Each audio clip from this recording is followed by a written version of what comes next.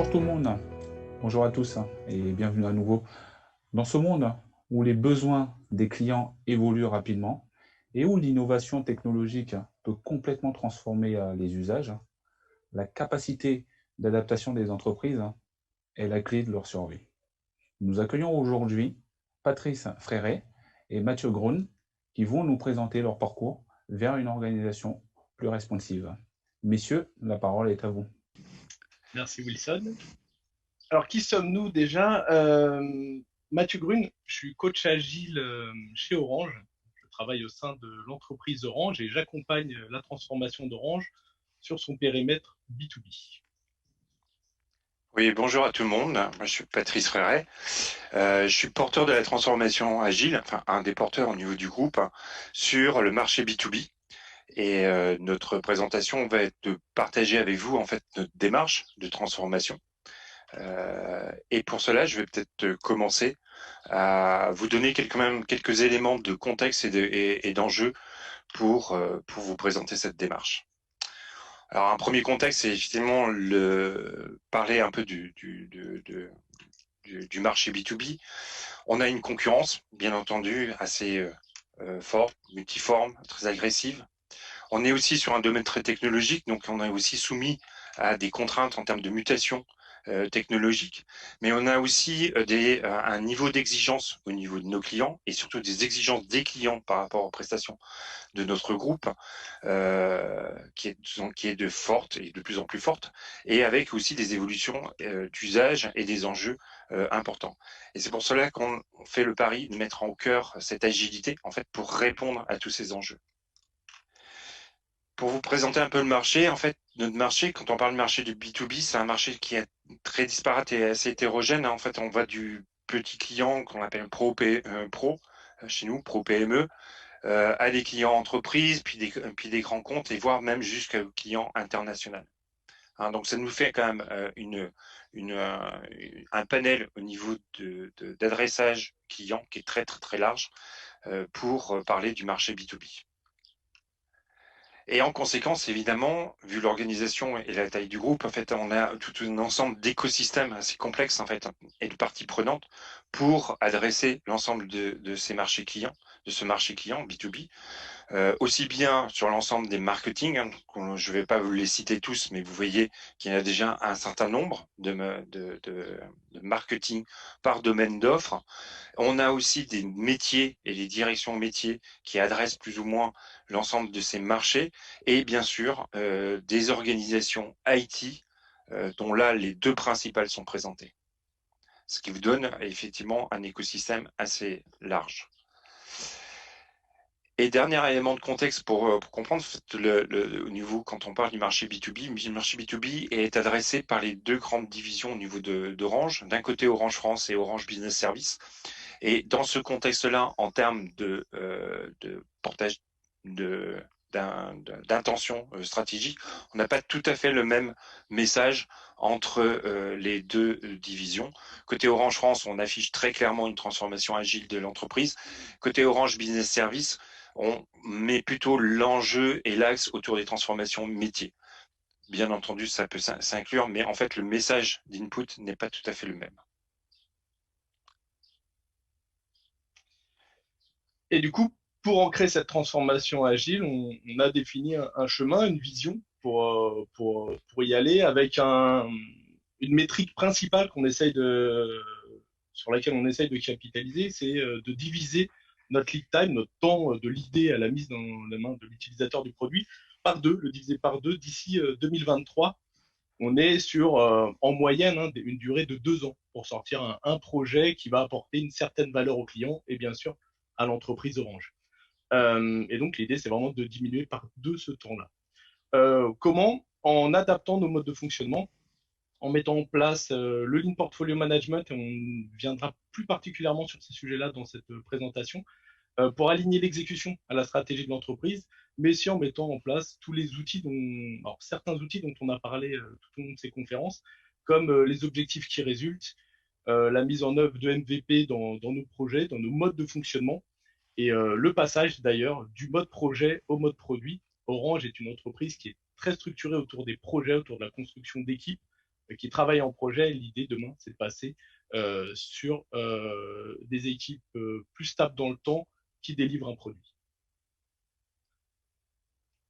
Premier socle sur lequel on a voulu s'appuyer, alors globalement, on utilise un peu tout ce qui existe sur le marché pour essayer de délivrer cette transformation agile, mais on utilise beaucoup ce que propose Safe en termes de support, parce que globalement, il y a foison et on le réutilise pour expliquer ce qu'on souhaite faire au sein de l'entreprise. Globalement, ce qu'on souhaite dans l'entreprise, c'est construire des équipes pluridisciplinaires qui ne sont pas liées à des entités et qui sont sous forme de réseaux, des réseaux qui sont adaptables, qu'on va structurer sous forme de portefeuille, on en reparlera après, mais aussi sous forme de train, par exemple, si on parle de Safe, mais tout type d'équipes, des réseaux d'équipes qui sont pertinentes ensemble pour délivrer de la valeur. Par contre, on laisse bien en place la structure hiérarchique avec ses obligations régaliennes et on essaye de faire un mapping entre ces deux environnements, un environnement pour produire rapidement et un environnement qui répond aux enjeux régaliens classiques. Je vous parlais du passage au mode projet au mode produit. Concrètement, ce qu'on veut dire par là, c'est qu'on veut créer des équipes qui sont stables dans le temps et qui arrivent à faire progresser la valeur de leurs produits en ayant cette boucle qui vient du Lean Startup. Hein. Je fais des hypothèses, je construis, je mesure, j'apprends et de ça, j'adapte les prochaines hypothèses. Donc, on essaye de vraiment changer la culture d'Orange, qui était une culture projet, c'est-à-dire je passe énormément de temps à définir ce que je veux faire et je lance des gros projets sans se préoccuper de toutes les petites évolutions, de toutes les petites hypothèses, de tous les tests qu'on apprend au quotidien sur le terrain. Mode projet au mode produit, et on se dit aussi que pour y arriver, on est obligé d'inclure dans ces équipes pluridisciplinaires le maximum d'acteurs pour arriver à livrer un produit clé en main au client ou à l'utilisateur final. Un utilisateur final peut être un vendeur, comme dont on parlait précédemment, ou un acteur de service client, d'un conseiller client que vous appelez dès que vous avez une problématique, ou quelqu'un qui vient poser la fibre ou la DSL chez vous. Donc, il faut être capable de livrer des produits à ces acteurs-là qui évoluent en permanence et qui s'adaptent au regard d'une réalité terrain qui n'est pas forcément connue. Pareil, dans l'ensemble des conférences précédentes, il y a eu pas mal d'échanges autour du VUCA. C'est exactement ce à quoi on souhaite répondre avec ce passage en mode produit. Donc, par exemple, hein, c'est vraiment inclure dans nos équipes, soit à l'intérieur de l'équipe, soit en partenaire fort, les acteurs de la formation, les acteurs des processus métiers, les acteurs du marketing opérationnel, ceux qui vont définir comment on forme les vendeurs, les représentants du personnel aussi, si on met en permanence des produits qui évoluent pour nos utilisateurs vendeurs, nos utilisateurs de services clients, c'est-à-dire qu'on change la position de travail de ces acteurs-là en permanence et du coup, censément, selon les règles, on devrait passer en permanence alors ça a changé maintenant, mais dans les instances du CSE pour valider ces changements. Et donc l'idée, c'est d'inclure ces représentants du personnel très tôt dans la démarche produit et pour qu'ils accompagnent et valident avec nous les évolutions que nous faisons sur la position de travail. Et puis, autre partie, le Lean Portfolio Management, donc, que nous mettons en œuvre. Et comme je vous le disais, on va se focuser sur ce sujet-là sur la suite de la présentation. Le Lean Portfolio Management, l'idée était de construire des portefeuilles, donc des portefeuilles qui livrent des produits, qui livrent des solutions, alors des solutions plutôt IT à date, mais on ne s'interdit pas d'élargir, mais en tout cas, c'est des portefeuilles qui livrent des solutions IT à date et qu'on gère sous la logique Lean Portfolio Management, pareil, qui est une notion qui a été reprise dans Safe et sur laquelle on s'appuie. Un Lean Portfolio Management, comment ça se déroule? C'est on définit une raison d'être et des OKR à ce portefeuille.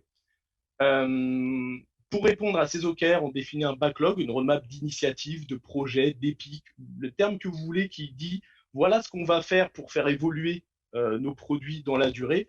On donne un budget, et ça c'est un sujet clé, hein, c'est on donne un budget à ces portefeuilles pour qu'ils soient totalement autonomes sur leur façon de délivrer et sur le quoi et le comment, sachant qu'ils ont eu un cadrage stratégique, bien sûr, et un périmètre qui leur a donné. C'est la subsidiarité dont on parlait aussi précédemment.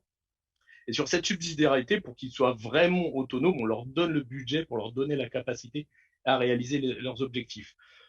On dédie un périmètre IT, donc on leur a donné le budget, on leur donne aussi l'IT, c'est-à-dire que les acteurs IT qui vont travailler pour ce portefeuille-là, et donc la priorisation du backlog de la moindre équipe de développement, de réalisation d'ailleurs, c'est pas forcément des équipes de développement, sera priorisée par des règles de gestion drivées par le Lean Portfolio Management. Bien sûr, un collectif pluridisciplinaire. Je remonte au slide d'avant et encore au slide d'avant sur les notions de network et d'inclure au maximum les acteurs. Donc, un portefeuille, c'est un network avec des équipes pluridisciplinaires les plus représentatives et les plus pertinentes pour atteindre nos objectifs et nos key results en lien avec la stratégie d'entreprise. Et puis, bien sûr, on a mis en place des cérémonies pour faciliter l'échange, l'interaction entre ces acteurs-là, pour qu'ils arrivent à définir la meilleure stratégie et prendre les meilleures décisions pour atteindre leurs enjeux. L'objectif principal de ce Lean Portfolio Management, c'est de basculer de ce qu'on avait avant. Avant, historiquement, chaque entité, et vous l'avez vu, il y a ce qu'a présenté Patrice, il y avait beaucoup d'entités échelons. Chaque entité avait sa propre roadmap, qui était sûrement très pertinente à leur périmètre. On ne remet pas du tout en cause la façon de construire leur roadmap. Bien sûr, il y a sûrement des axes d'amélioration, mais globalement, la roadmap était pertinente.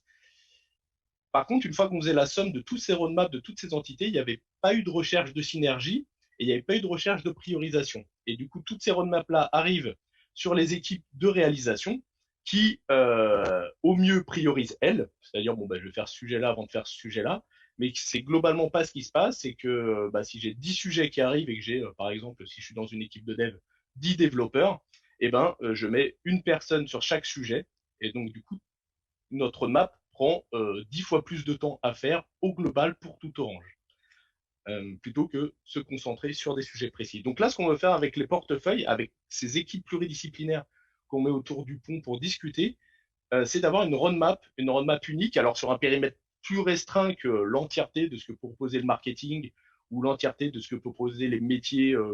Quand on parle des métiers, c'est les processus de vente, les processus de relation client. On a découpé ces périmètres-là, et Patrice va vous parler de ce découpage, pour avoir une roadmap qui est unique, qui est priorisée, et du coup, derrière, les équipes de réalisation qui sont dédiées à ce portefeuille-là n'ont qu'un seul, ont une priorisation claire et ne vont pas se disperser sur trop de sujets en parallèle. Et donc, on espère, parce qu'on est en train de le faire, on n'a pas encore les résultats concrets, on espère diminuer franchement le lead time de nos projets grâce en partie à ça. Ce ne sera pas la seule chose, mais en partie à cette nouvelle façon de construire les roadmaps et de faire vivre le backlog des portefeuilles. Et du coup, je passe la main à Patrice pour les réalisations là-dessus. Merci Mathieu. Et donc, comment on s'y est pris en fait? Alors, déjà, juste un petit retour sur l'histoire, enfin, l'agilité, de l'agilité unitaire jusqu'en 2019-2020, lancer de l'agilité à l'échelle avec des trains, des feature teams, des choses comme ça. Enfin, on a expérimenté, comme beaucoup d'entreprises, en fait, l'apprentissage de l'agilité à travers ces différentes phases, les équipes plutôt d'abord orienté IT, puis en faisant venir les métiers.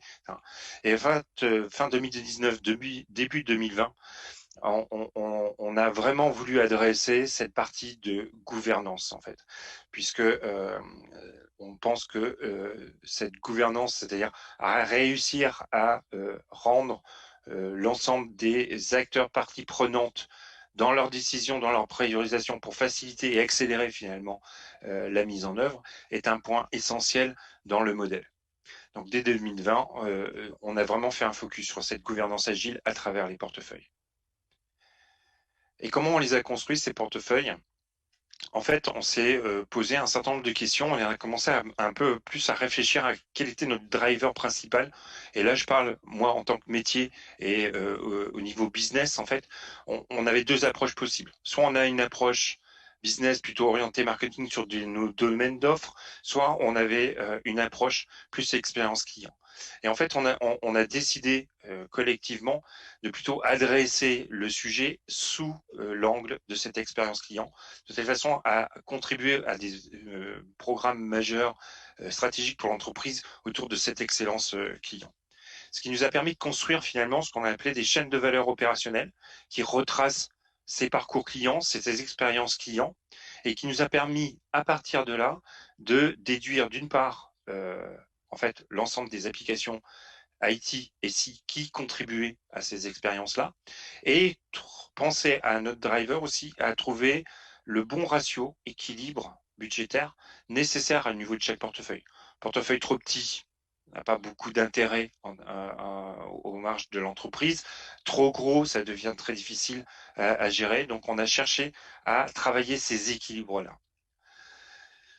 Je ne vous rentre pas dans le détail de chaque portefeuille, mais en fait, vous voyez qu'on en a lancé 10. Et on s'est vraiment posé la question à un moment donné, est-ce qu'il faut les lancer 10 en même temps ou commencer par un ou deux, c'est apprendre. Voilà.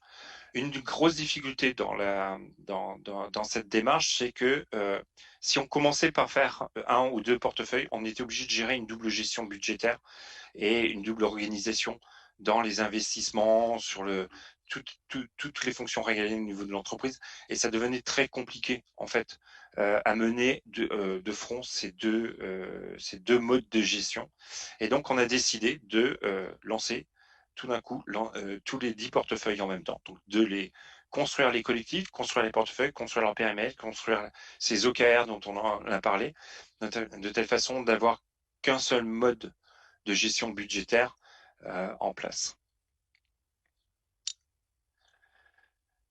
Et donc, comme j'ai dit, avant tout, ici, ce qu'on essaie de faire, ce qu'a dit Mathieu, c'est un réseau. Donc, on essaie de fédérer des collectifs, on essaie de réunir les personnes qui sont de différents métiers, sur les différents univers, qui sont pertinents, hein, pour les faire collaborer ensemble d'une façon transverse et être beaucoup plus pertinent et efficace, en fait, dans cette priorisation, dans cette gestion à travers les portefeuilles.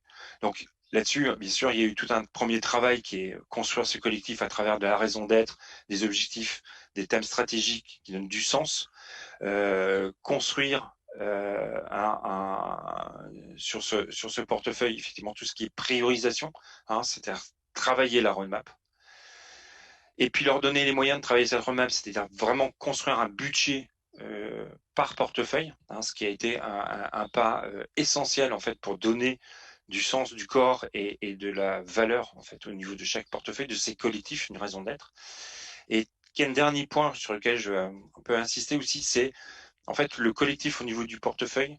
Il nous a paru essentiel, en fait, de bien l'articuler et bien le mettre en fonctionnement au regard de ce qu'on appelle l'ensemble de l'exécutif au niveau de l'entreprise, c'est-à-dire tous les grands patrons au niveau de l'entreprise, ceux qui définissent la stratégie, finalement aussi qui allouent les moyens au niveau des portefeuilles. Et donc, il y avait à construire tout un relationnel important que l'on a mis en place par des revues trimestrielles, en fait, de réalignement des moyens alloués au portefeuille au regard des évolutions de la stratégie.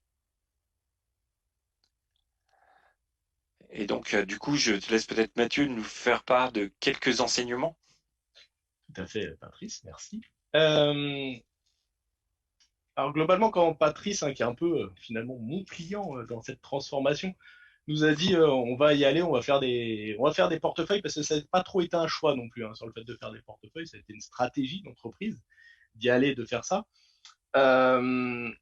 Au regard du contexte, hein, qu'on disait au Orange Business Services, Orange France, dont on parlait précédemment, qui n'est pas le même, au regard de la complexité de tout ça, on s'est dit ça va être impossible de tout structurer, de faire un grand plan de la transformation et de dérouler ça en éclairant chacun pas à pas sur ce que serait pour lui la vie de demain. Donc on a mis tout de suite ça de côté. On a pris des hypothèses de départ, qui sont un peu les hypothèses des portefeuilles qu'on vous a montré précédemment. On a pris des hypothèses d'acteurs aussi qui seraient les pertinents pour faire vivre ces portefeuilles, et on y est allé pas à pas. On a vu avec eux les besoins, ce qui marchait, ce qui marchait pas, et on a essayé d'adapter au regard de ce qu'on rencontrait la démarche. On essaie de proposer des outils de transformation, ils les prennent pas. On essaye de faire émerger aussi des sujets, des solutions et on essaye de les faire polliniser par exemple, sur une bonne idée qui arrive sur un portefeuille, on essaye de la faire polliniser sur les autres portefeuilles. Donc voilà, on y va pas à pas et on s'est dit, il sera impossible de faire un grand plan de transformation pour, euh, pour expliquer tout ce qu'on va faire parce que globalement, on ne sait pas. On sait juste où on veut aller, on sait juste d'où on part et quels sont les grands outils, les grands cadres que nous avons, par exemple la mise en œuvre de portefeuille. Mais derrière, on y va pas à pas et on s'adapte à ce qu'on rencontre sur le terrain. Mais ça nécessite quelque chose qui est extrêmement complexe et extrêmement important, c'est de poser un cadre d'échange pour permettre à chacun dans cette transformation d'être acteur de sa transformation et aussi de pouvoir poser des questions sur ce que je suis demain, qu'est-ce que je vais devenir, comment je peux contribuer à ce que je vais devenir demain. Ça marchait comme ça avant, maintenant ça marche plus comme ça, j'ai l'impression d'être perdu, je ne comprends pas ce qui se passe. Et on n'avait pas les réponses à tout.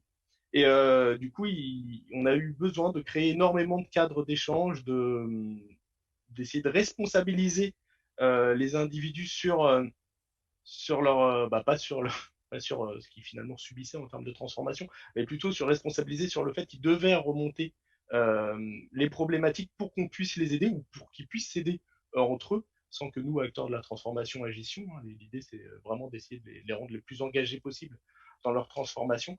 Et toute notre action a été de poser ce cadre d'échange. Et on a encore des axes d'amélioration là-dessus, parce qu'il y a encore des gens qui ne savent pas encore exprimer leurs besoins, leur mal-être, leurs envies, leurs opportunités aussi.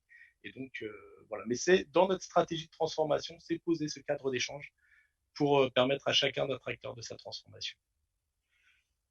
Un exemple intéressant aussi dans les outils qu'on a proposés, nous, quand on a commencé, on a lancé nos 10 portefeuilles, on l'a dit, on l'a fait en une fois. Globalement, ce qu'on s'est dit, en 2 mois, c'est plié. En tout cas, pour la première étape, c'est chacun des collectifs portefeuilles avec les acteurs qu'on avait identifiés allait venir au niveau des portefeuilles avec la stratégie de son entité et ensemble, ils allaient se mettre d'accord pour produire des objectifs qui résultent du portefeuille. Ça fait 1 an qu'on y est. On peut se dire que ça commence tout juste à avoir des OKR qui sont pertinents. Et parce qu'en fait, il est très compliqué de structurer ces objectifs qui résultent. Et surtout, il nous a été très compliqué d'expliquer l'intérêt de l'utiliser. Et c'est on a expliqué d'un point de vue théorique pourquoi ça serait intéressant. Il y en a qui ont pris plutôt des early adopters et qui l'ont fait parce qu'ils étaient convaincus. Il y en a qui n'étaient pas du tout convaincus au début. Et c'est au fur et à mesure, en réexpliquant l'intérêt, en faisant vivre les portefeuilles, en faisant vivre le collectif ensemble, qu'ils se sont rendus compte de l'intérêt de cet outil-là pour, par exemple, construire leur roadmap, construire leur budget, prioriser leur projet, un projet plutôt qu'un autre. Et donc, on commence à avoir de l'adoption à l'usage et, et aussi parce qu'on n'a pas lâché l'intérêt de ce message-là.